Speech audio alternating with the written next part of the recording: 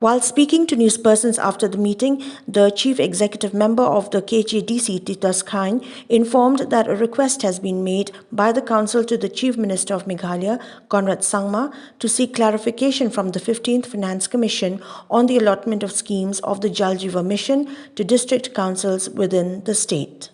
15 Finance Commission kadon gini ki condition ki ba fair na ki wei patis dan ki kada na ta kada ngim dei ban so lungo ba kadon ka diga jing telah na mar ka deka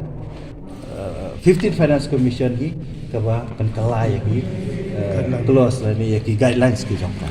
kata ka clarification dulu try the state government kan ula ong ba na kalian jo ulang seek ka clarification ting ini up ya kata dia adu mentai kan diga pisah ka kadang don hi ber ka state government dan don ber ka treasury jo ka state government empat divert ya ka sana seluruh ya kata ulah kan ki tapi kan pila banyak tu ini ba hapor ba ki sanction ya kan ka tight grants kai ka na kalian ka ministry dai ke bagi kedau kata ka jikho hatu ba ka debit specifically for the autonomous district council ni ke tinggal aku le bentan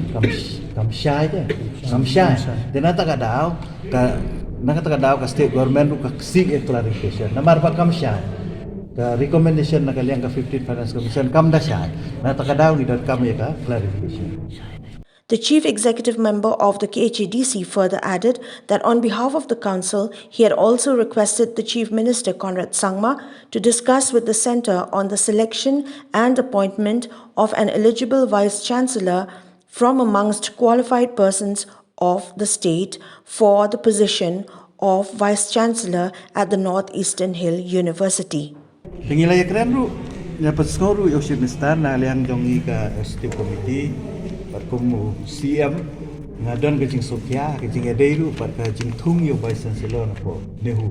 la pen pesngoi kan ni bana kaliang ke jungi ni kwa ba kum ba ngilai I ba idon I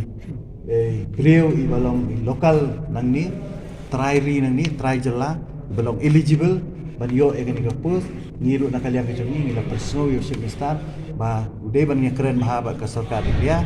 ba ka ministry na ko Union Government ba de bentung Vice Chancellor iaitu I Dr. Sungo mau ko lapau ha ka list dan panel list.